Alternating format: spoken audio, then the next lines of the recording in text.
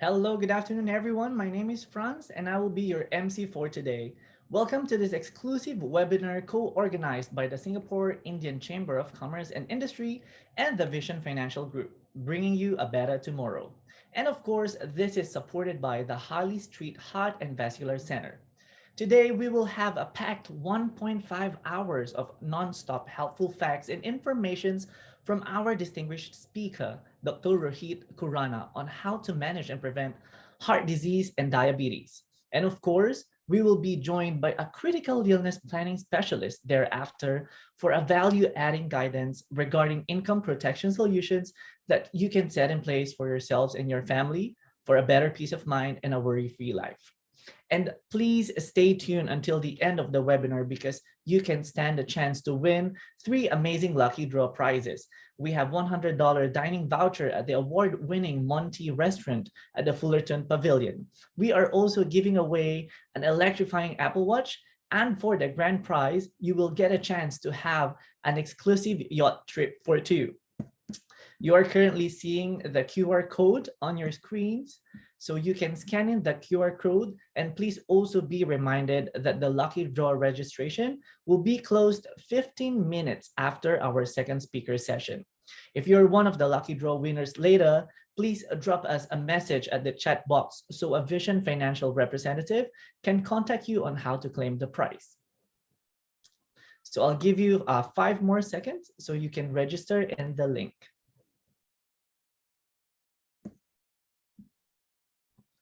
All right, so to formally begin, let me introduce you to the board of the director and treasurer chairman, admin committee of the Singapore Indian Chamber of Commerce and Industry for the opening remarks.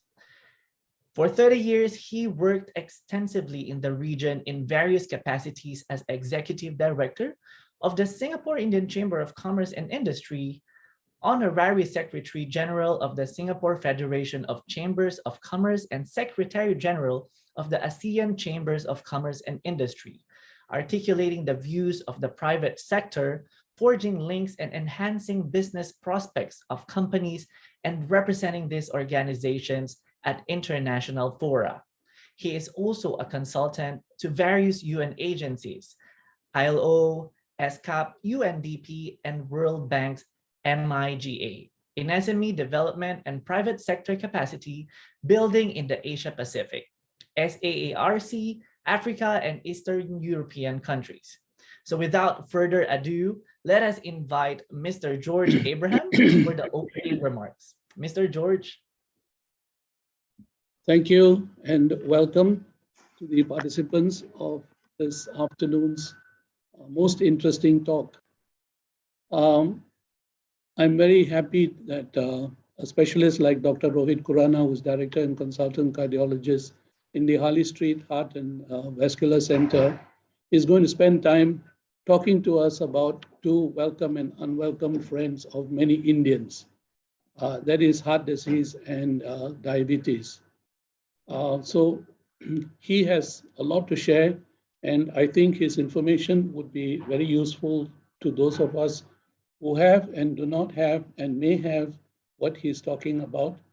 So I will not waste time on too many details, except to say welcome, and the Chamber will continue to do these kind of webinars which are useful for members so that it's not just about business, but also how to cope with the pandemic, how to survive the pandemic and continue to do business and prosper as you have done.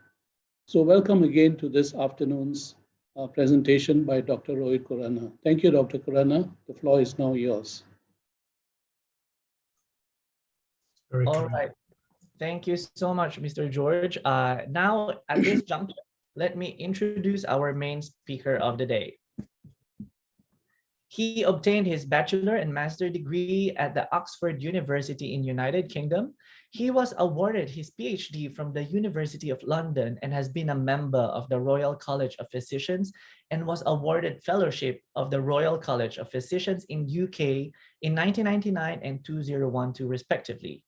In 2009, he received his UK certificate of training and became a US board certified in Cardiac City. Afterwards, he appointed to become the consultant cardiologist at the National Heart Center, Singapore, and visiting consultant to Changi General Hospital.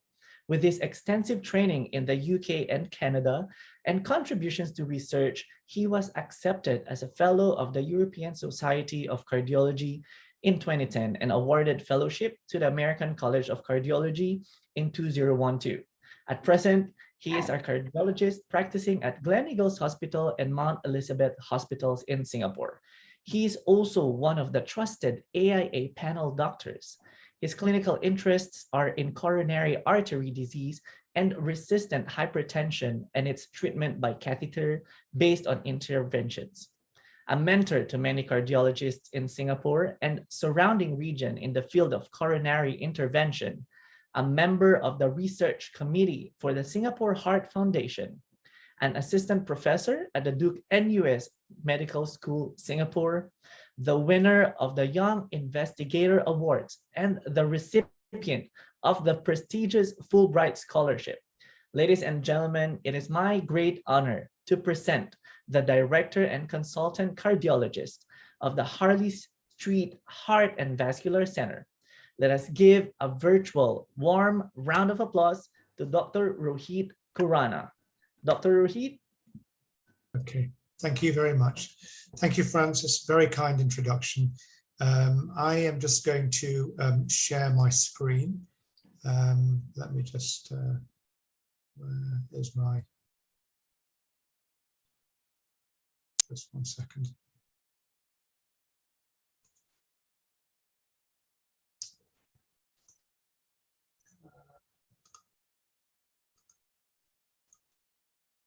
Sorry, just.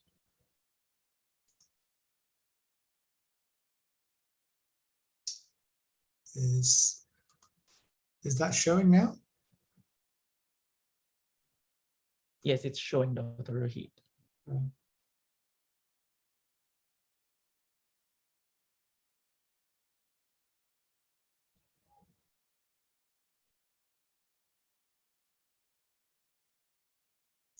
Can you see my slides?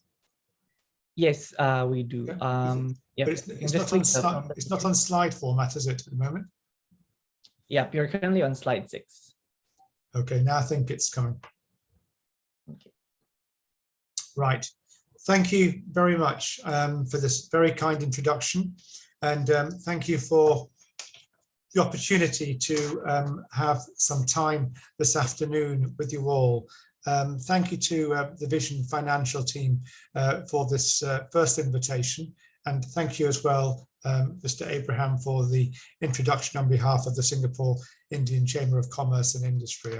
I very much, I'm grateful for this opportunity as well to contribute and provide some education, and I hope it's useful based on what I do. So as introduced, I'm a consultant cardiologist and I'm primarily based at Gleneagles Hospital.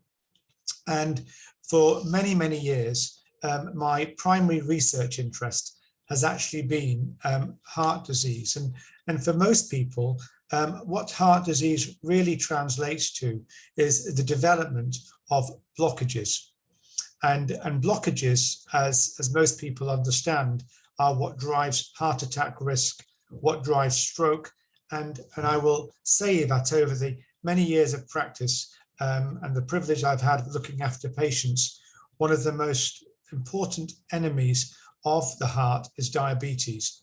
And so over the course of the next sort of 20, 30 minutes or so, I would just like to share with you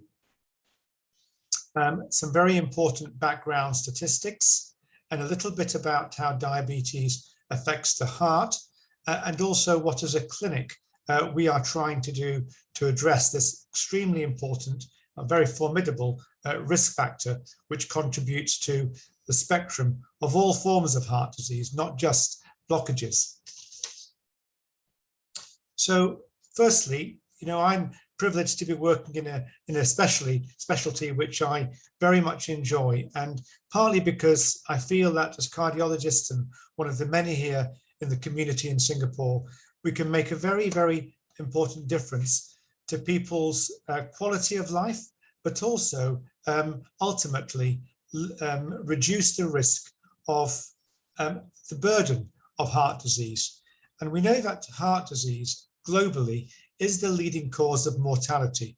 Depending on which data you look at, it either swings between cardiovascular disease or cancer. And that really depends on the community in which statistics are being gathered from. But essentially, the growth of heart disease is set to increase exponentially. And at least over the next decade or so, you can see that from a current rate of nearly 20 million deaths claimed per year, it's going to increase by another 20, if not 25% over the course of the next decade. So we're not dealing with a trivial problem, we're dealing with a very important problem. And for those of you who follow statistics, approximately 18 to 20% of the mortality in Singapore is also associated with cardiovascular disease and its related problems. So Singapore is not exclusive. In fact, it joins the global set of countries, developed nations, where cardiovascular disease certainly rates amongst the top 2 to 3 causes of mortality annually. And that's been the case if you look at the Ministry of Health statistics, which are published every year on their website. Diabetes is a condition which I'm sure many of you are familiar with. I'll go on to elaborate what diabetes is in a short couple of minutes in my next 2 or 3 slides. But what I want to point out is that the prevalence of diabetes in Southeast Asia is also very, very high. And we're talking, if you look at Singapore here, where my cursor is, it's about 14% in the adult population. This is data derived from 2019. Certain countries, Pakistan and Malaysia here on the left, have a slightly higher prevalence of diabetes. And then, of course, it becomes slightly lower as you go to other countries. But you can see that Singapore is very prominently represented in terms of its national prevalence in the adult population. And there are very, very good reasons for this, partly because as a very developed nation, there comes with it important changes due to urbanization, such as the increase in fast food. I would say that there's a patient population out there which remain very sedentary. There's weight gain issues, and of course, aging, as diabetes or type 2 diabetes, which is the prime focus of this talk, is also a disease which affects the aging population. So I'm sure this is really a very basic slide to many of you, but just so we are setting the education and the tone of education right here from the very beginning. What is diabetes? Many of you will understand that diabetes is really a group of diseases which you'll understand is characterized by high levels of blood glucose, which of course you can measure by a simple finger prick test to get a spot glucose. And there are other measurements in the blood which you may be familiar with, called the HbA1c, which is a marker of the 3-month control of diabetes. And the diagnosis of diabetes is really based on the measurement of glucose in the blood. Sometimes we measure the response of the metabolism of one's glucose by giving somebody a glucose load. So essentially, that tests the ability of the body's metabolism to metabolize and to keep the glucose levels in the blood low after the introduction of a high concentration of a glucose drink or a glucose load to the body to see how the body responds. And if the glucose remains elevated after 2 hours, that can also be an indicator that somebody has reached the definition of being diabetic. And essentially, these circulating levels of high glucose result from defects in the production of insulin, which of course, as you know, comes from the body's pancreas, and the activity of insulin, or both. And the effects of diabetes are both short-term, but also, more importantly, long-term chronic damage to the body at various levels of organ damage, dysfunction, and eventually failure of those various organs. So we're dealing with a chronic illness, and once diagnosed, or once somebody has been shown to have a tendency to becoming diabetic, we're dealing with a lifelong risk. And education and treating that person's diabetes to lower that person's risk of developing the complications of diabetes is really a very, very important part of my job. And as I tell my patients, I collaborate very closely with endocrine doctors who essentially help support the management of people taking insulin. And when diabetes becomes a little bit more difficult, they're also involved in the support of the several oral tablets that many patients have to take, and also, again, reinforcing, as I do, the messages of education about diabetic control. I also work very closely with kidney specialists. I work closely with neurologists. I work closely with renal specialists, because diabetes can affect the kidney. And of course, last but not least, and in fact, probably the most important group, is dealing with and supporting the GPs who have an enormous burden of diabetics in their clinic. So the clinical presentation of diabetes, again, may be familiar, but I would like to just summarize that people get problems due to vision, they get problems due to the skin, and especially sort of fungal infections around areas which are moist, such as the armpits, the groins, the genital areas, unexplained weight loss, numbness in the hands and the feet, and that's because diabetes can affect the nerves, frequent urination, a feeling of constant hunger, and a slightly subtle symptom of diabetes, which really only is understood and appreciated when actually you start to ask patients about it, is the slow healing of various cuts or wounds or minor skin infections. And one of the challenges of diabetes, like I saw a patient today whose HbA1c, which is the 3-month marker of diabetes, was extremely high at 12%, the normal being 6.5%. And when I questioned him, he virtually had no symptoms at all of diabetes. And this is one of the challenges of diabetes, is that very often in patients, the symptoms may not be severe, may not be absent, and therefore patients may not come forward to their doctor with any symptoms. And when diabetes first gets identified and diagnosed, it could be relatively very late on in them being diabetic before the diagnosis is made. So just focusing on Singapore and the Ministry of Health and the statistics that they have published and made available to us. So again, this is the latest data which is available from their website, and this is 2015 data. The prevalence of adult diabetes in Singapore is, as I mentioned in an earlier slide, it's about 14–15%. This data would suggest a slightly higher percentage.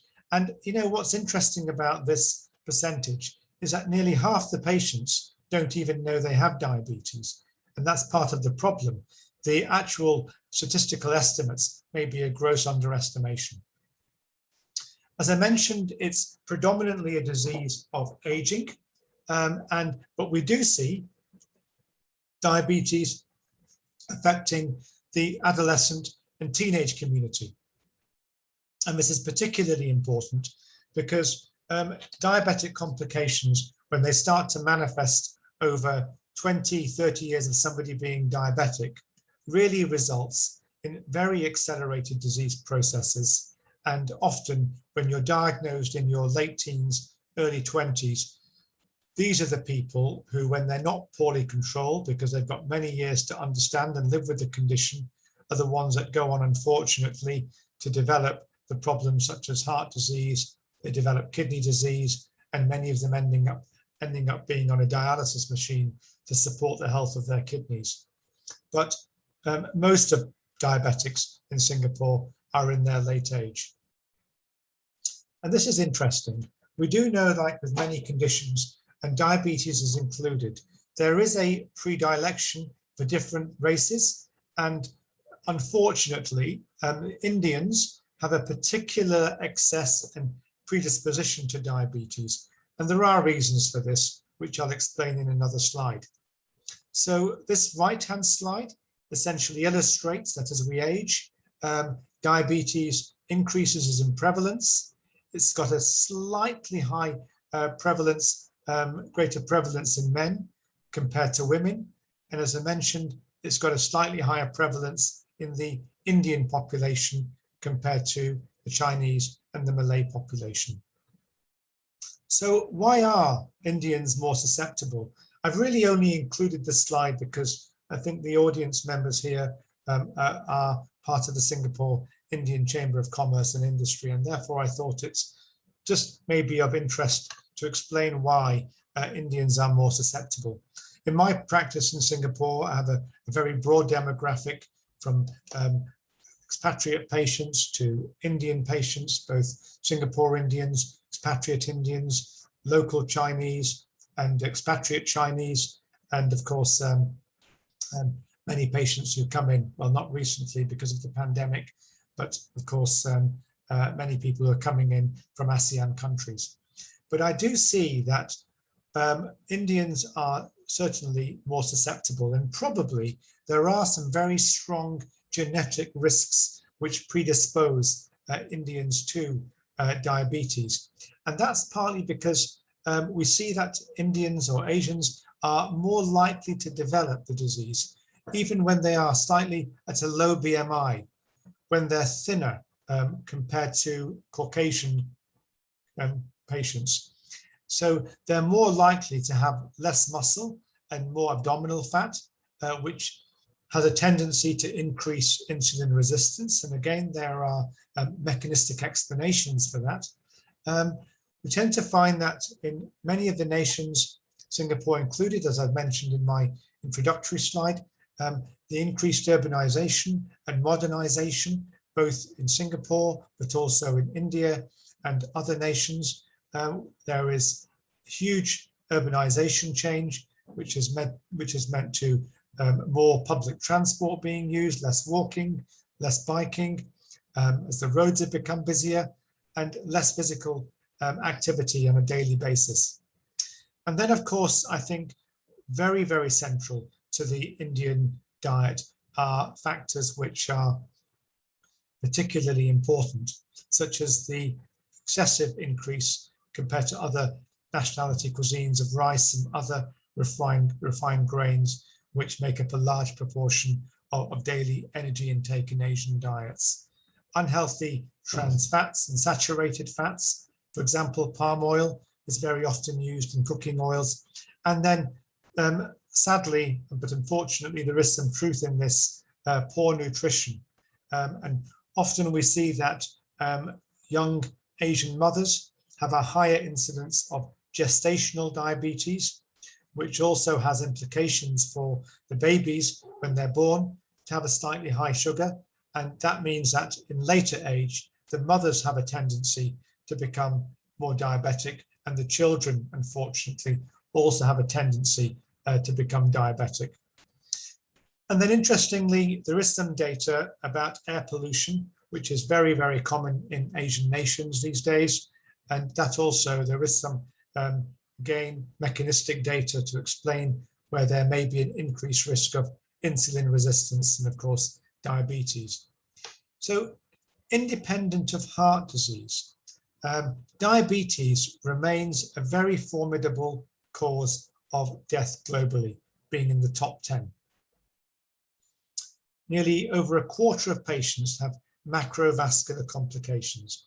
And by that, I mean macrovascular are by definition the problems which affect the large vessels. So the blood supply to the brain, which is a surrogate of stroke risk, the blood vessels of the heart, which of course is heart disease, the blood vessels of the legs, which supply the feet and the lower limbs, and the blood vessels of the kidneys, again, which predispose to kidney problems. Also not trivial is more than half the patients have microvascular complications. So these are problems affecting the nerves, And that's why, as I mentioned, one of the symptoms are people who get pins and needles or tingling, a bit of numbness in the feet. The soles of the feet are a very, very common complaint where people who are diabetic first start to notice some sensory change. Kidneys are particularly susceptible to microvascular damage, and the leakage of protein in the urine is also something which is not normal. And then diabetic eye disease. The ophthalmologists do a lot of screening for me, and they take photographs at the back of the eyes. And it's very, very important that we make sure that diabetics have very good eye health, and any problems due to complications in the eyes are also not missed. And if they are present, to monitor very carefully, because diabetic eye disease, of course, is not a trivial complication when people start to lose their sight. And then about a quarter of patients have diabetic kidney disease. Now that's more end-stage kidney disease, which means that these patients end up going into having renal support. Renal support is better known as dialysis. And around Singapore is a growing need for community dialysis centres, as many patients who have diabetes and end-stage kidney disease need the support of a dialysis machine.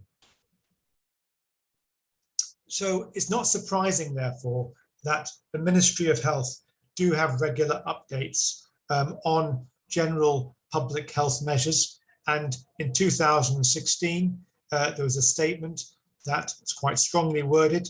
The Ministry of Health has declared war on diabetes. And that's because diabetes is already costing the country a very, very significant excess of $1 billion a year. And as I mentioned, there are many diabetics in Singapore, many of whom aren't even aware they've got the problem. And so, the Ministry of Health has many measures in place, at community level, for increasing the awareness, increasing the need to have screening, increasing the need to have surveillance of diabetic eye disease, diabetic foot disease, urine screening, all to make sure that the progression of diabetes is being monitored very carefully.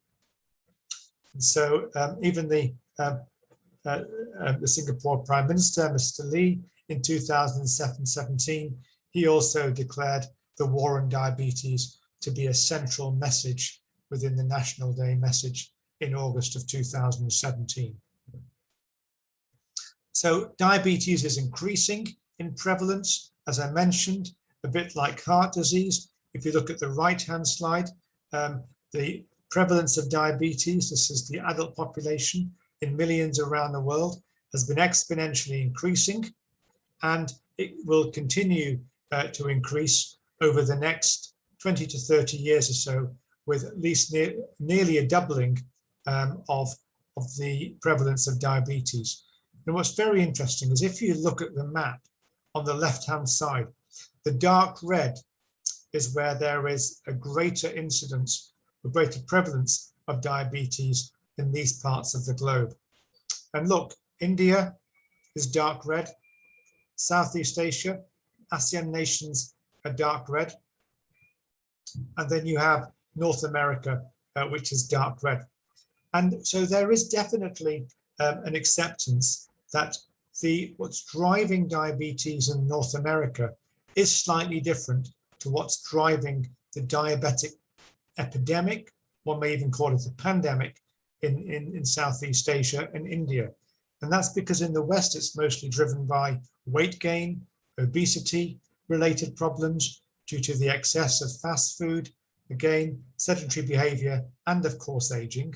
And as I've mentioned, there's parallels in the aging that's going on in Southeast Asia. But as I've mentioned in an earlier slide, Southeast Asia has its own unique set of problems, which is contributing to the diabetes excess in our part of the world. So now I want to just tie the two up together, diabetes and heart disease. And what makes my practice so busy is that the cause of death in diabetes is predominantly heart disease. About 10% is kidney disease, nearly an eighth of patients develop cancer, but there is a great excess of heart and vascular disease that is the #1 cause of death in diabetes. So when patients are diabetic, I make it sure that it's my job to make sure that their diabetes is very, very well controlled, because the long-term consequences are what I screen for, which is heart disease risk and stroke risk. And by the time someone has became known to me as diabetic, they've already got, in many cases, the seeds of heart disease and stroke risk already in their system. And then my job is to make sure their long-term risk, to reduce the risk of cardiac and stroke mortality, is optimally addressed. So the manifestations of heart disease, as I mentioned, coronary heart disease, the blood vessels of the heart, the peripheral arterial disease, the disease of the legs, stroke, and heart failure. And heart failure, I'll come on to talk about in another slide. So this is a very striking slide to me. If you take this top line, this is somebody who is normal, and at 60 years old in Singapore, if somebody does not have diabetes and has no prior evidence of heart disease, the life expectancy in Singapore is between 80 and 85 today, slightly greater for women than it is for men, but essentially an extra 20 to 25 years. If you're diabetic from 60 years onwards, you can expect your mortality or your life expectancy to be reduced by approximately a quarter by 6 years. And if you're diabetic and have had a heart attack, you can expect your life expectancy from the age of 60 onwards to be halved, to get from roughly one's mid-80s to one's mid-70s. So we are not talking about a trivial problem. We're also talking about quality years life lost due to the consequences of diabetes and heart disease related mortality and complications. So as I mentioned, one of the concerns about heart disease isn't just heart attacks, it's the fact that many people are living longer, and there's at least a 2 to 5-fold increase in diabetic patients developing heart failure. And I mention this because some of my most difficult patients are those patients who suffer from heart failure, as many of them come to me in the clinic. They're on about 10 to 12 medications to manage their heart failure. They're on diabetes medications, they're on blood pressure medications, cholesterol medications, they're on medications such as blood thinners, they're on other medications to protect the risk of heart failure getting worse, iron tablets, many, many medications. And to be honest, I feel very, very sad for some of these patients when they come in. They have a long list of medication, which is really something which they are resigned to accept lifelong. So the mention of heart failure is one which is worthy of mention, because as we're living longer, many, many patients are developing the consequences of surviving heart attacks and surviving a heart surgery, but going on to develop heart failure, which has an extremely significant burden to society in terms of pressures on individuals, family members, financial pressures, work-related pressures, and so on. I don't need to dwell on this slide, but suffice it to say that basically the link between diabetes and diabetic heart disease is something that's very well understood. And I mean, it's not the forum to explain what the multiple minutiae mechanisms are as to why diabetes patients go on to develop the spectrum of heart problems, from heart failure to people with blockages and problems due to the heart muscle. But there are several well understood mechanistic explanations, which are underlying why diabetes increases the risk of the spectrum of heart disease.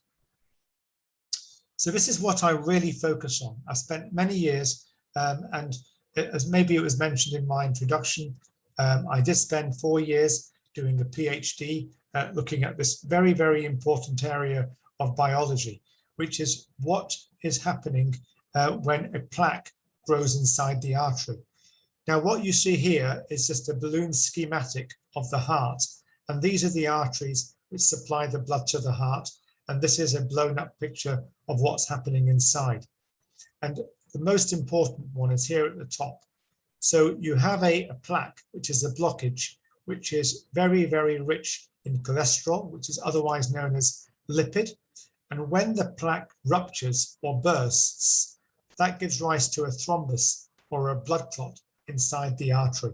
And when that happens, the blood supply to the heart can suddenly stop. And that is what happens in a heart attack. And that is absolutely what we're trying to prevent. We're trying to stabilize plaque. We're trying to prevent a heart attack. And ideally, we're trying to regress this plaque. And that requires, obviously, medication and important recognitions by individuals that their lifestyles need to change. It isn't just the major blockages that take place.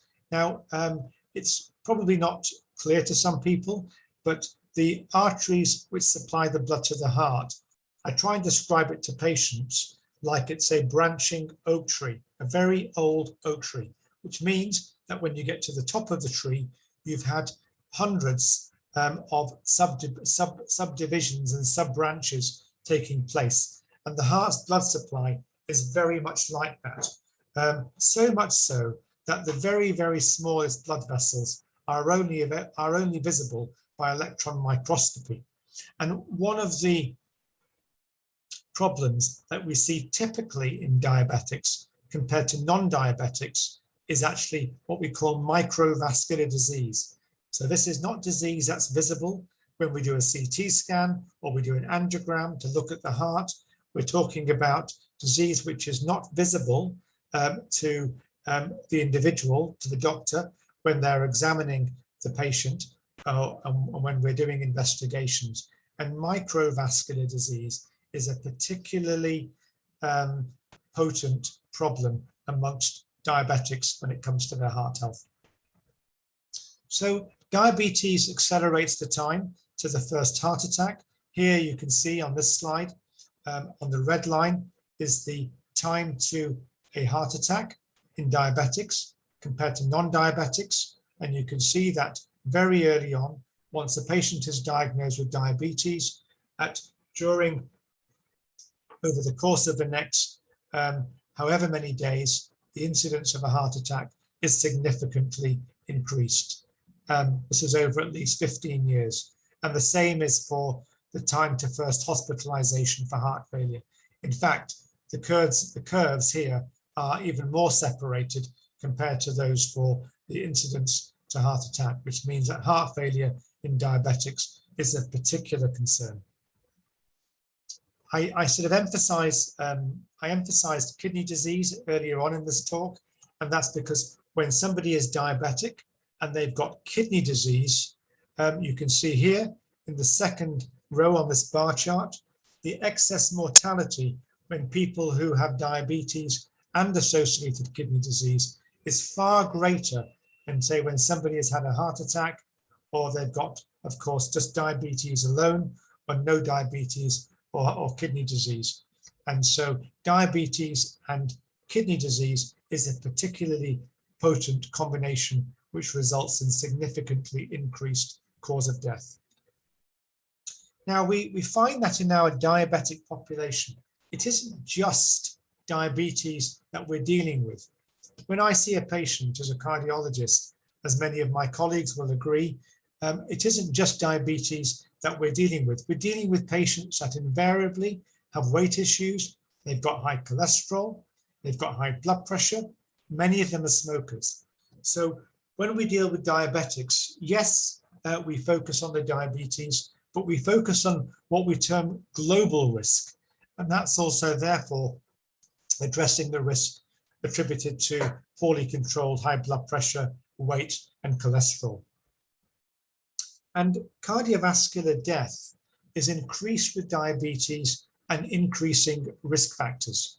So in the red here, are people with no diabetes, but the blue is what I want to alert your attention to, which is as you increase the number of risk factors, so smoker, hypertension, high cholesterol, then on top of being diabetic, the age-adjusted cause of death is significantly increased as diabetics have greater numbers of risk factors. Now, the treatment of diabetes in itself is a 45-minute to 1 hour talk, and therefore I don't really have time to dwell onto the very, very specifics of how we manage diabetes. But all diabetic patients, the cornerstone of treatment is diet and exercise. Tablets eventually, and then in the more advanced cases, whereas as I mentioned, I often escalate to my endocrine colleagues, we start to replace the insulin, which is being underproduced by the body's pancreas. And when people start to need insulin, then we're talking late stage diabetes. Again, this is a very, very complex slide and is really a medical slide that I show to my GP colleagues. And it's really just to show you that today's blood pressure medication, glucose lowering medication, have multiple benefits at the level of the heart, the kidney, extra weight, muscle, gastrointestinal tract, the pancreas, the liver, and the blood vessels. And much of the data that drives what medication we use is slightly dependent upon what the patient has when we see them. So in the same way that it's too difficult to generalize that all diabetic patients are the same, different diabetic patients will have a different set of complications depending on whether they have an excess of kidney problems, whether they've had a prior heart attack, whether they've got normal kidneys, or somebody may have diabetes due to terrible obesity. And so what medication we use and how we approach that particular diabetic patient, which medications we use, are slightly dependent upon the patient profile in front of us. So it's too simplistic, as has been the historic approach to diabetes, just to use HbA1c and glucose levels. Now we look at overall risk at the level of the heart, the kidneys, and brain health, and we use drugs in a very, very strategic choice of drugs to look at which particular drugs are going to be of a specific benefit to that patient when they present to us and we globally assess the patient. And so, I mean, we're very lucky in diabetes, as we are lucky for the treatment of heart disease generally, is that we have major guidelines. This is the American Diabetes Association. And the American Diabetes Association essentially provides us with guidelines as to what medications we use, depending on what type of patient we have in front of us. Now, I think many of you in this audience will actually appreciate that metformin is a very, very common diabetic drug, and metformin is always first-line therapy. So many people who have diabetes will be familiar with metformin, and therefore it's very, very common to have virtually all diabetics on this drug. The subsequent list of drugs really depends on the cascade of investigations and complications that patients have, whether they're a heart patient, whether they're a kidney patient, whether they've got heart failure, as to which drugs we then escalate to in the tree of drugs that we have at our disposal to best treat our diabetic patients. And as I mentioned, we're very, very heavily driven by lots of evidence from very large controlled trials. And this is what, this is how the guidelines are derived. So just a very, very quick slide on what I do when I see my diabetic patient. We address their lifestyle. We look at their risk factors, as I mentioned, whether they're a smoker, whether they've had blood pressure, whether they're overweight, look at their medication history, what the GP may have done in terms of HbA1c, which is a marker of long-term control, whether they've got pre-existing eye disease, nerve damage, whether they've got kidney disease, whether they've got evidence of silent heart problems. And then I also project their 10-year risk of developing a heart attack or stroke. And there are many, many tools that we have at our disposal when we plug in the statistics of an individual into a 10-year risk calculator, and we can determine their risk of having a heart attack over the course of the next 10 years. And all of this information helps guide us as to how we best manage our patients. So I've got just 5 minutes left. I was told to speak for 40 to 45 minutes. And in the next few slides, I want to give you an idea about what we're doing in our clinic to help optimize the management of the diabetic patient. Now, there's a very sort of fashionable word at the moment called health tech, health technology, and health technology is very much embracing what we do as part of our management of the diabetic patient. One of the tools which we use is called the Libre device. And the Libre device is a chronic blood glucose monitor. And essentially, why is it important to monitor glucose? Because many questions come about in the consultation about what diet somebody may have, how much exercise they're doing. People come and they say they're not losing weight. Why is their sugar not reducing? And they're wondering whether they should take a certain diet. There are tens of questions based around diet, lifestyle, and exercise, which basically influence someone's thinking as to how well controlled their diabetes is. And what's been a very, very influential change in the last 1 or 2 years has been the advent of these chronic glucose monitoring systems, which allow 14 days of continuous blood glucose monitoring.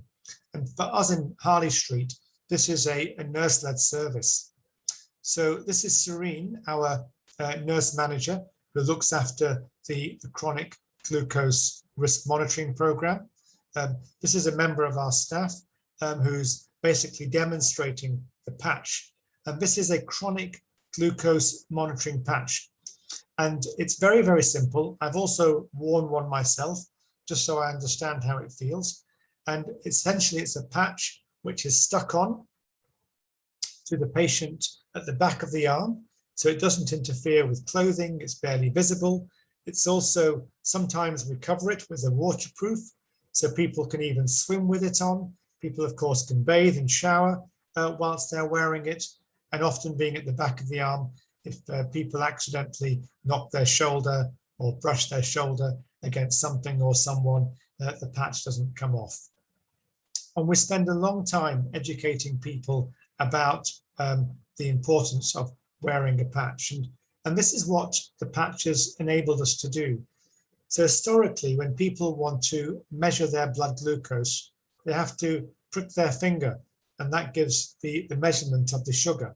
Well, having a patch and a smartphone just simply allows the phone to scan the patch, and that gives an immediate number of what the glucose is in the fluid underneath the arm.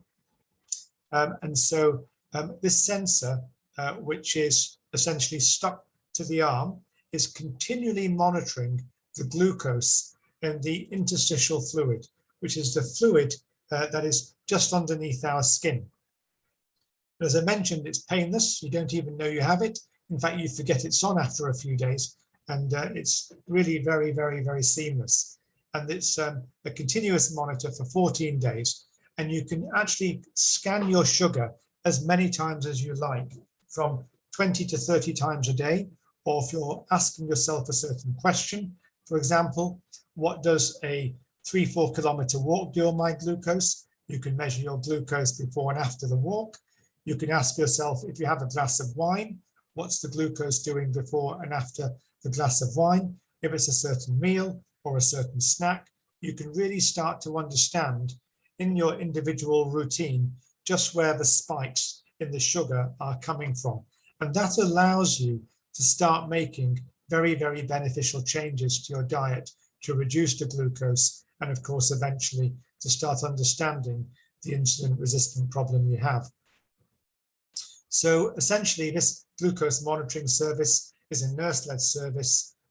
You meet me initially, you get some counseling, and then over the course of the next 2 weeks, essentially this is a busy slide, but you meet Serene after 1 week, sorry, day 1, after 1 week, and after 2 weeks. And Serene and our other nursing team, whoever's involved, will actually start to review your day-to-day pattern of your sugar variation over the last 2 weeks. And you get a chart like this, which tells you the percentage time that you're in the target range between 3 and 10. And many people who are poorly controlled diabetics will start to have sugars outside this range. So for example, if you look at this particular person's chart, you know, after an evening meal, this is at 6 o'clock, 8 o'clock, they have their evening meal, something is pushing their sugar up to nearly 12, 13. And that's obviously not something that's good for that patient. And so you can learn what it is particularly about a particular meal that may be pushing their sugar too high. And of course, the whole point of this monitoring system is to be educated and to make adaptive changes in one's diet. So my final 2 or 3 slides are really all about our new program, which also really we've christened the Highlight program. And this is really important to allow us to remotely monitor chronic risk. So as I mentioned, you know, diabetes and the risks towards heart disease don't come as a single entity. They often come in conjunction with the patient being a smoker, being obese or slightly overweight. They don't exercise enough, they're quite sedentary, they've got hypertension, and they therefore have this chronic risk. And this chronic risk management is now something that we can also start to analyze from the clinic. So we are essentially adopting a platform which somebody opens up with the clinic. It's called a health account or a health dashboard, which is a chronic disease management account. And by giving us permission, one can sign up to having our nurse and our team in the clinic essentially have access to all the data parameters. And the very interesting thing about this program is that the patient needs to do nothing. So if somebody, for example, has an iWatch or a Samsung watch or an Apple watch, it doesn't really matter to me which health tech or which wearable that they want to buy or they want to choose. All the data in terms of, say, step count, blood pressure, the glucose from the patch, how much their blood pressure is, all of that is seamlessly and automatically uploaded to the dashboard. And the dashboard is accessed by our team in the clinic. And we make prompts based on, say, somebody who needs to be urged to make continuing changes in their lifestyle. So, for example, if a patient has been overweight and they're diabetic, and we're telling them that they need to do at least 10 to 12,000 steps a day, we can measure that metric. And so I can see that after 1 week or 2 weeks, somebody's been only averaging 3,000 or 4,000 steps a day. And our nursing team will WhatsApp that patient after 2 weeks and say, this has been your last 2-week average. You've really got to start to make up, otherwise you're not going to be on target. And that way, when it comes to the next consultation with me, 3 to 4 months later, hopefully we start to see some improvements in the metrics of risk. And this has been proven by evidence to be beneficial. So this is called remote risk monitoring. And this is something that we're embracing at our clinic. And the good news is that, you know, many of our patients, they travel. They travel to, well, as the pandemic will open up our borders again, people will be able to travel. And by having a wearable, it doesn't matter where in the world you are, we can actually access your dashboard, which is seamlessly having all the health metric data from the wearable being uploaded to it. And we can check that data from our clinic, regardless of where you are.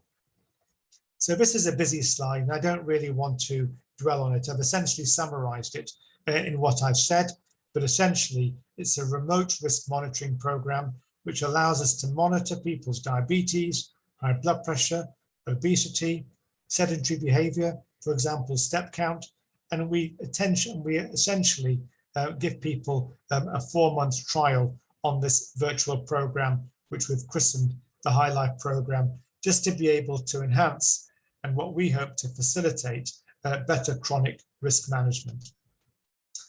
So this is my final slide, and this is just to summarize that heart disease is a significant cause of morbidity and mortality and is the leading cause of death in patients with diabetes.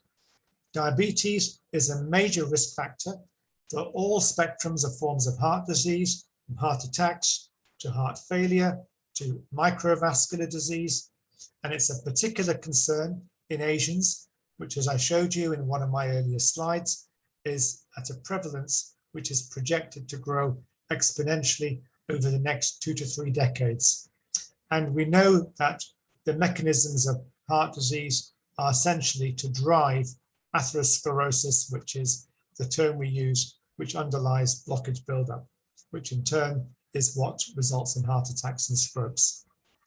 So thank you. This is my team. On the left here is Dr. Ram, who's a vascular surgeon, Dr. Reginald Liu, who's an expert in heart rhythm problems, and Dr. Mike, who's an expert in imaging the heart and heart failure, and I've been your speaker. So thank you very much for your attention this afternoon. I hope it's been some help in educating towards why I say that diabetes is a very, very important risk factor in my practice. Thank you.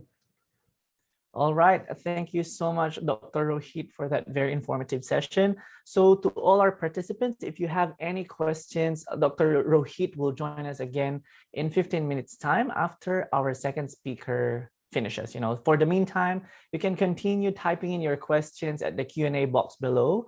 Dr. Rohit, we will request for your presence again in a while. Thank you so much. Thank you. All right. So may we just request Dr. Rohit to stop the screen share. Thank you.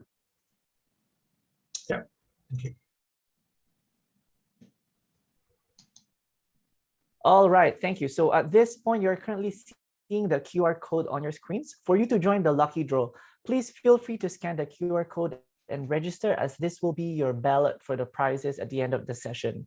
Please be reminded that the lucky draw registration will be closed 15 minutes after our second speaker session. So if you're one of the lucky winners, please drop by any message at the chat box so the Vision Financial representative can contact you on how to claim the prizes. So we'll give you a little bit more time. Already registered, okay. Right? So I believe that you have already scanned and registered for the lucky draw prizes. And at this point, we will be joined by an established critical illness planning specialist to help us understand the most suitable solutions based on different concerns. So she completed her degree and MBA at the Washington State University.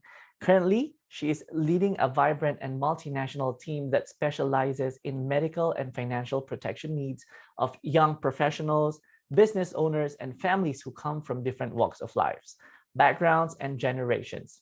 She takes pride in working with an international pool of clients and providing them with the most adequate critical illness plans, regardless of their job title. Dealing with accomplished individuals, she understands the importance of protecting both health and wealth. To safeguard her clients' lifestyle and independence against uncertainties in life, she structures comprehensive income protection plans that will best support their needs. With 10 years of professional experience in the financial services industry and numerous recognitions from both local and international award-giving bodies, it is my pleasure to introduce you our critical illness planning specialist, Ms. Kiki Tai. Kiki? Thank you, Franz, for the kind introduction. May I share my screen now? Thank you.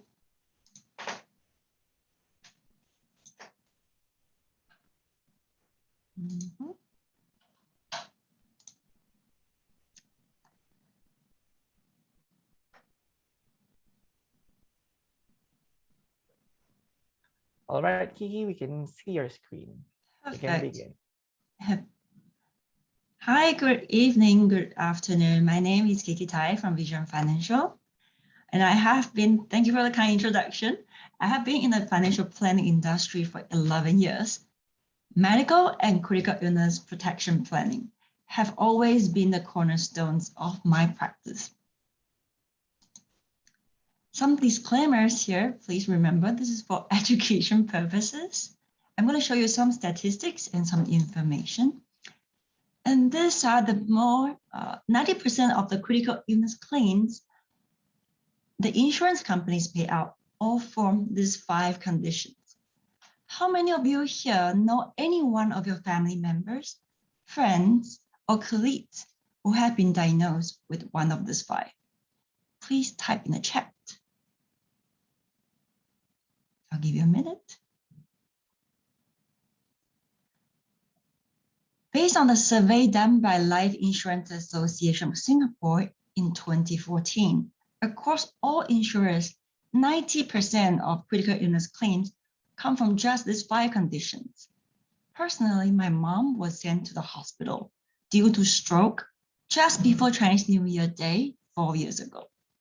Even when I have been doing critical illness planning for many years, that was still a very devastating experience for the entire family. The world just came to a standstill for that period. And let's take a look at some concerning numbers in Singapore particularly. According to Singapore Heart Foundation, 17 Singaporeans die from heart diseases and stroke every single day in 2018.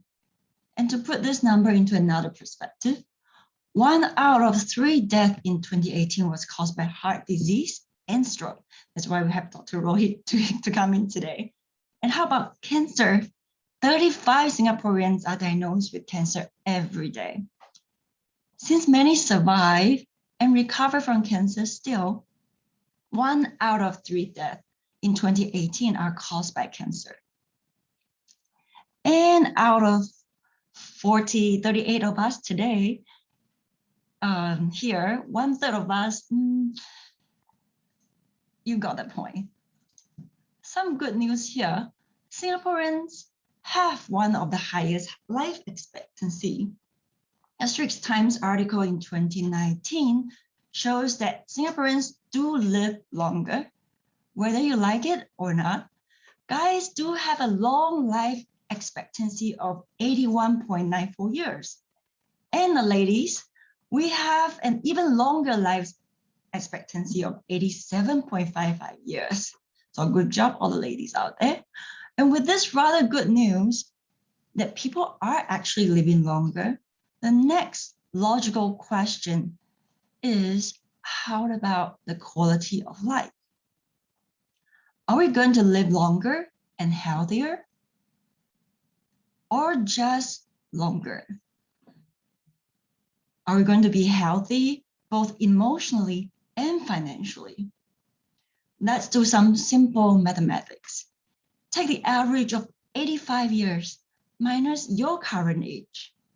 No, you don't have to type in the chat. And for example, I'm going to be 40 very soon. So for me, there will be 45 years. Imagine, out of my 45 years, 10 years out of this number, I'll be spending time traveling back and forth to the hospital with medication bags. And the time spent battling with chronic illness, or worse, a critical one. Based on a number from 2019 and information collected by Health Hub, cancer is another one of the top killers in Singapore. But thanks to advanced medical technology we have in Singapore today and the affordable health screening options, many do get timely treatment and survive the illness. That's a good news. And stroke today is really more common than ever. It is the #1 cause of adult disability. Coming back, my mom's case was a very fortunate one. After 2 years of physiotherapy and countless trips to the hospitals, She's now fully independent, mobile. She could still ride her bike and cooks for us whenever she feels like it. But many don't get the full recovery and might have to live with certain disability for a much longer period of time. Imagine if your spouse were to be partially disabled. Many of us could afford to hire a helper to assist in the household. However, would you rather have the option and freedom to not worry about the financial matters and to be actively involved in his or her recovery process? Or, touch wood, if you were the disabled one, would you rather have a stranger to care for you or one of your family members? These are really tough questions to bring up in any discussion. But the fact is, there is always a cost to do something. And the reality is the cost of doing nothing would be so much higher. As mentioned earlier, we do have quality medical facilities, and we definitely have hundreds of top medical professionals in Singapore, like Dr. Rohit. The question really comes back to, are you prepared for the increasing costs? Or would you be funding the medical costs to your retirement fund, your savings, or maybe your children will be funding it, or your friendly neighbors or relatives? Somebody's got to pay for it, or maybe an insurance company.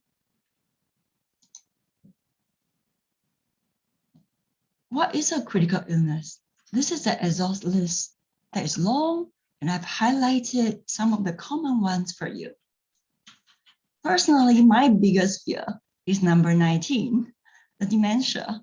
The thought of losing my mind is unbearable. And not remembering my loved ones is just a very difficult thought, personally. The fear of dementia pushed me to ask myself these few questions. Do I have enough coverage to recover from CI with a peace of mind? Or do I want to use my savings or borrow from my friendly colleagues, friends, or banker to fund it? On a more serious note, critical illness was first created in 1983 to pay people to live as they recover from serious illnesses like heart attack, stroke, and cancer. And critical insurance is really the coverage that pays people to live. And many Singaporeans have already have some sort of critical illness from national service, from your parents, and from your classmates whom you graduate with. Industry standard is really having 4 times of your household expenses, or some might take 4 times of their annual take-home pay. The amount differs due to lifestyle and individual comfort level. Many might say, why do I need so much? The reality is your responsibilities and bills don't stop when we stop working. I often ask people, do you think you can live without having insurance? The answer I receive usually is, yeah, why not? And do you think you could continue your current lifestyle without income? The answer usually comes first with a rather long pause. Because items like nursing home, mortgage utility, and children's education all come with bills, regardless of our health condition. Interesting fact about life insurance. According to smartwealth.sg, almost 50% of all the life insurance claims are CI claims. I'm not sure about you, but I really don't want to take the chance because they are, 1 in 3. And how can we effectively manage critical illness? Please, please, please do have a comprehensive hospitalization in place, that will cover the bulk of the cost to get proper treatments. And will give you options to go to both private and government restructured hospitals beyond the Medishield coverage. Ultimately, when I'm not well, the last thing I want to consider is which options are more value for money. I just want to go to the most professional and effective treatments possible. Ideally, also having 5 to 7 years of household expenses covered would be recommended. Please do speak to your trusted advisor about critical illness protection and look at the options. People often do it in stages, and this planned liquidity would make a huge difference to relieve family members' stress level and bring the focus back to supporting each other in the difficult times of recovery. In conclusion, I have only 10 minutes. So in conclusion, critical illness insurance is the coverage that pays you to live, remember. And do you insure your car before or after a car accident? Or do you insure your home before or after a house fire?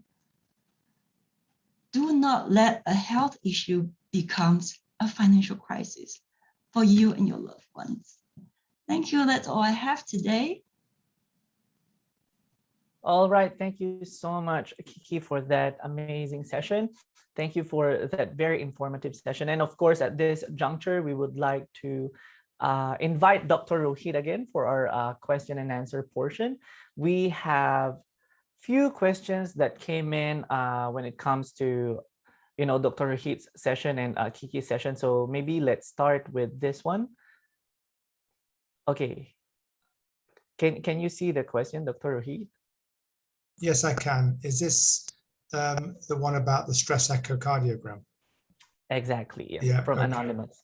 Yeah. So thank you. There's been an interesting but personal question about somebody who has had a positive stress test, and as a consequence, the question is, as you can see, if you can see the same thing I'm reading, is about how to manage that and the need for having an angiogram. Let me just pull it up. Sorry, let me just pull it up. So,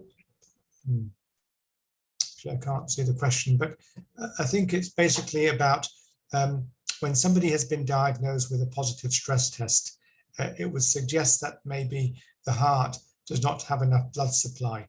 And therefore, as a consequence, it is important ultimately to get a bit more of an idea about what the heart's blood supply is like.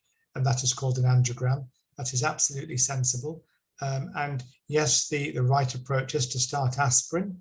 But if the angiogram is normal, or if there's nothing there that's significant in the way of any important blockages, then the aspirin can certainly be stopped.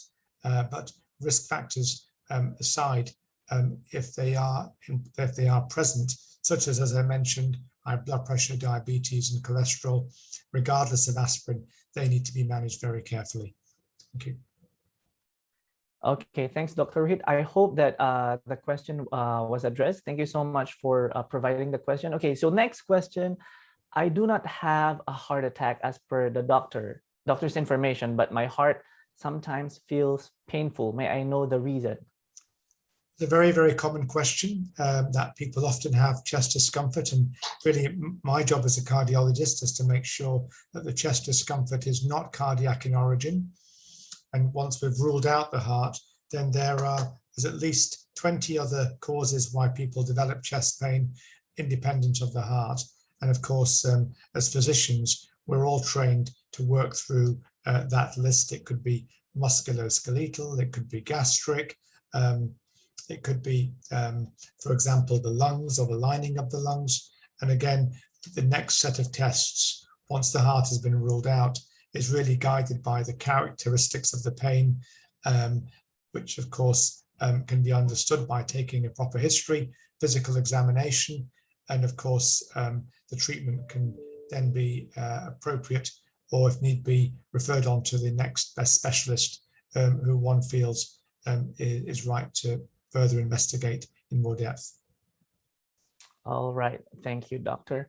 All right, just a very quick announcement for everyone, to all the participants, that the lucky draw is now closed. The registration is now closed for the preparation for latest draw. So now let's proceed. Okay, Mr. George is raising his hand. I think he has a question. Mr. George? Yeah. Dr. Khurana, that was a wonderful explanation that you gave. Someone has sent me 2 questions because they had to go off after your presentation. Can I, on their behalf, ask you their questions? Please, thank you. The first one, I will relay the answers to them. The first one is the relationship between metformin and kidney, because you mentioned metformin. Some people feel that too much metformin can lead to kidney problems. So the first question is, what is your reaction to this? Yeah, well, I mean, the problem is that metformin is a very old and traditional drug for diabetes management. And as I did mention, it's the first line drug. Now, yes, you're quite right that in certain cases, diabetes, when you start to get kidney problems, metformin can be a little bit more concerning in terms of increasing the risk of kidney complications. But to be honest, that's exceptional and very, very rare. And overall, the benefits of metformin, even with people with kidney disease, far outweigh the potential of these very, very small, rare risks. But we are more careful in people who have got kidney disease to be mindful that risks can be increased. But the overall benefits far outweigh those risks. Thank you. The second question that I received was that you talked about a battery of medicines that people with diabetes and heart problems take, or blood pressure take.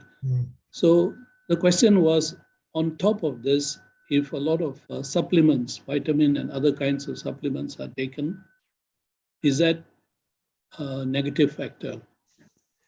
It's a very, very practical question and very relevant, because I think the vitamins and the supplement industry in Singapore is flourishing. There are many, many, many options when you go into a GNC or a Watson's and a Guardian, and when you ask these assistants to help, or people may be pre-informed and may even go in to ask about certain supplements. To be honest, I mean, the supplement industry has a very valuable role to play.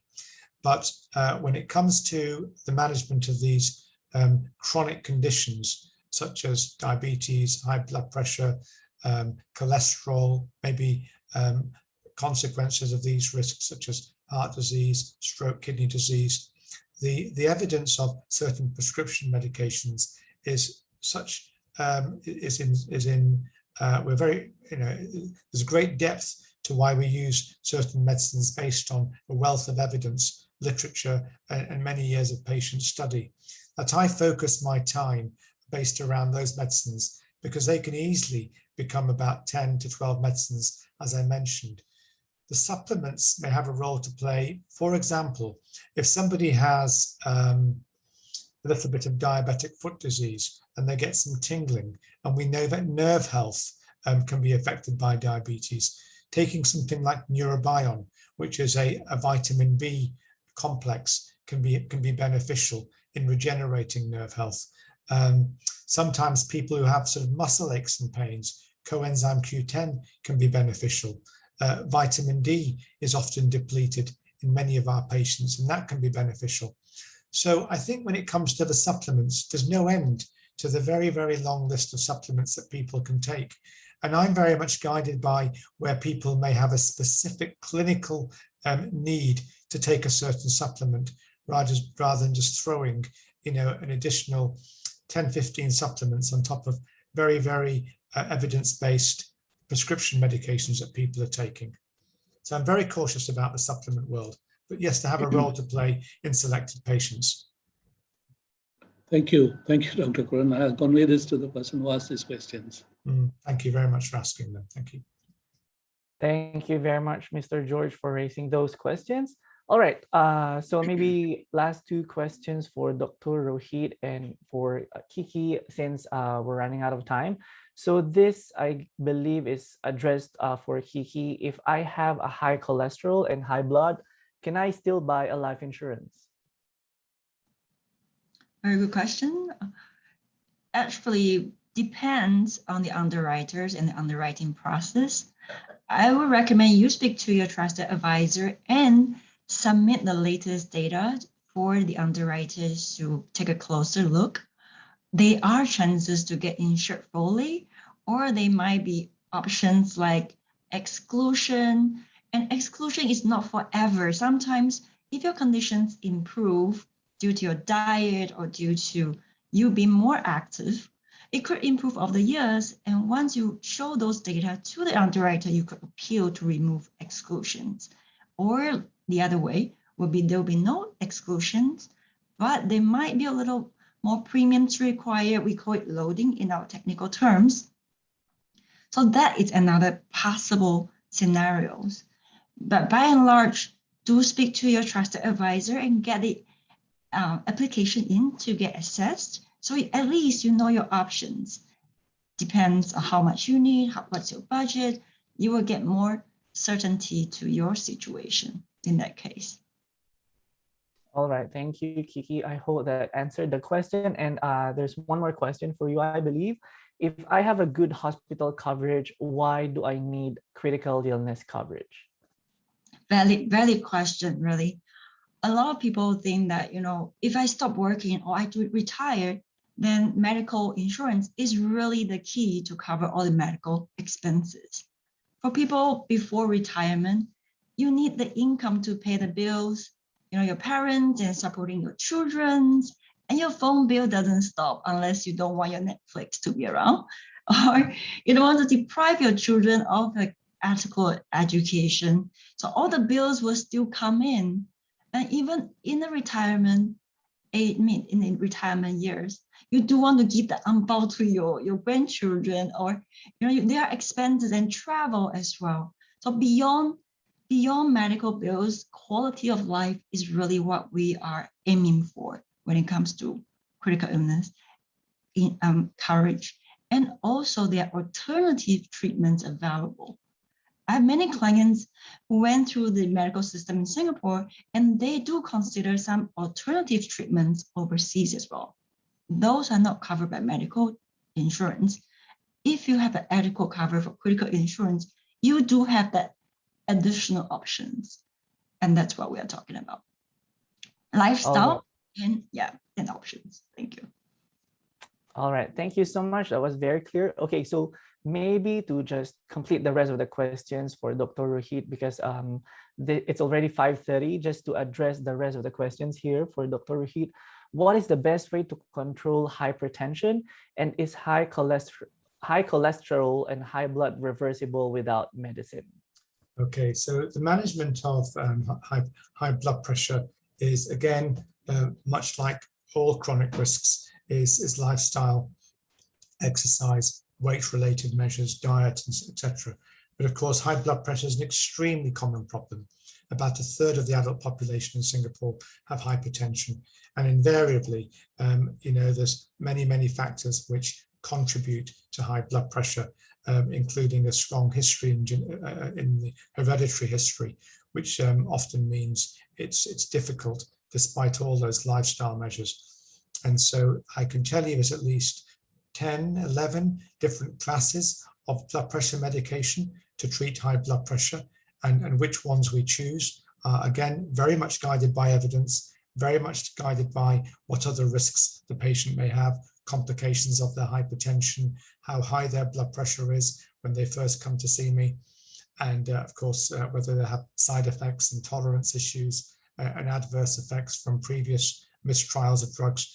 So not a straightforward question to answer, but it's a very common problem. And I will just leave it to say diet, lifestyle, and exercise, plus appropriate medications, depending on the patient's profile.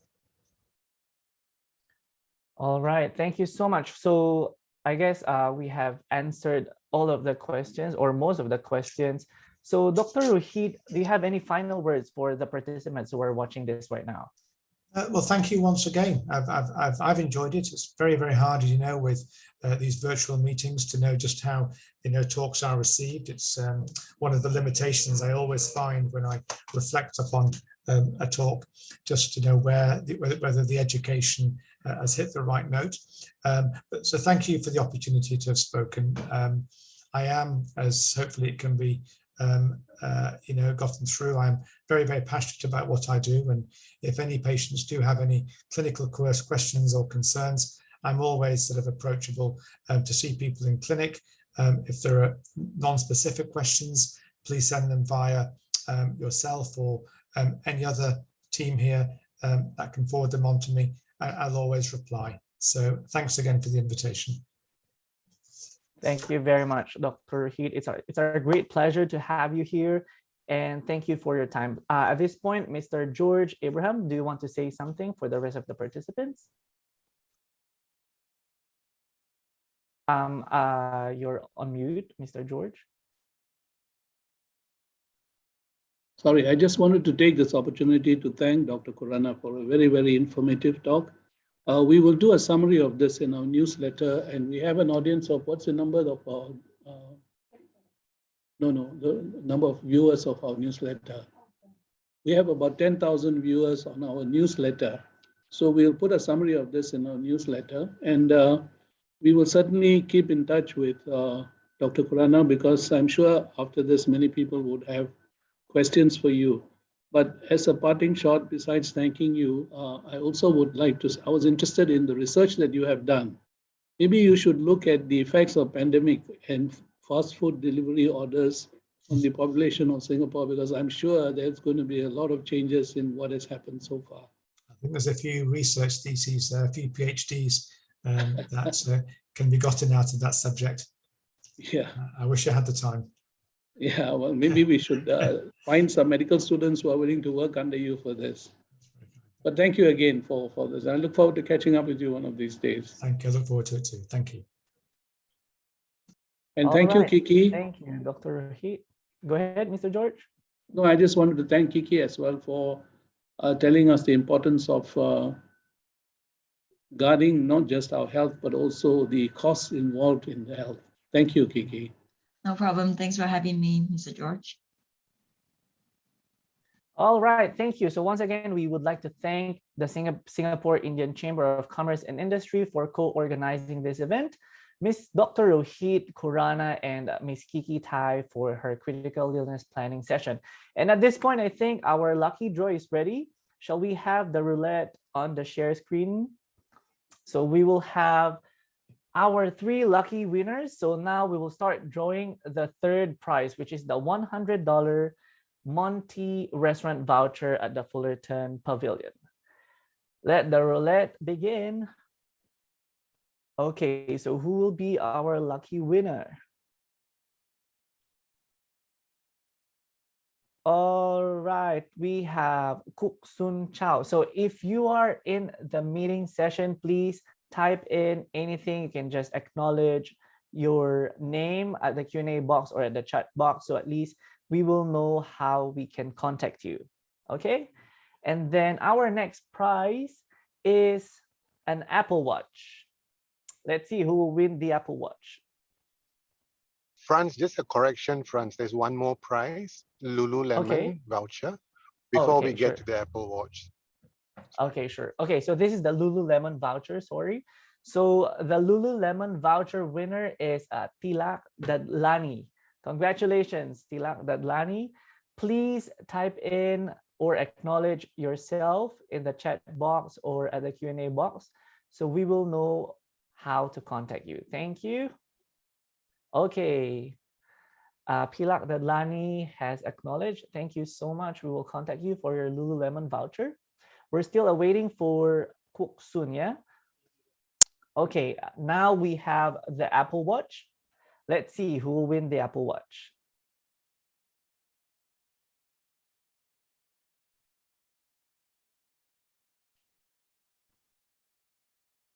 And the Apple Watch winner is Ramesh Parsam Chandiramani. Okay, so to Chandiramani, please acknowledge in the chat box so we know how to contact you. Congratulations. Okay, Kuksun just acknowledge also. Congratulations. And now for the grand prize, who will win a yacht trip for 2? Let's see. Okay, Ramesh Parsam already acknowledged. Congratulations. And the big winner is Lim Ping Shun. Congratulations to you. We're waiting for your chat and acknowledgement. Okay, he's here. Congratulations, Jason Lim, for winning the grand prize. So to our 4 lucky winners, we have Kuk Sun Chow, who won the $100 Monty voucher, Tilak Dadlani, who won the Lululemon voucher, and Ramesh Parsam with the Apple Watch. And our big winner is Jason Lim for winning the yacht trip for 2. Congratulations. One Vision Financial representative will contact you shortly. So once again, to all the participants who joined us this webinar today, thank you so much for making this a successful one. And we hope that we have at least provided some value-added informations and tips to your daily lives and how we can help you achieve a better tomorrow and a worry-free life. Of course, together with Dr. Rohit, Kiki, and Mr. George Abraham of Siki, we would like to wish you a good evening and an advanced Merry Christmas, and stay safe, everyone. Thank you very much.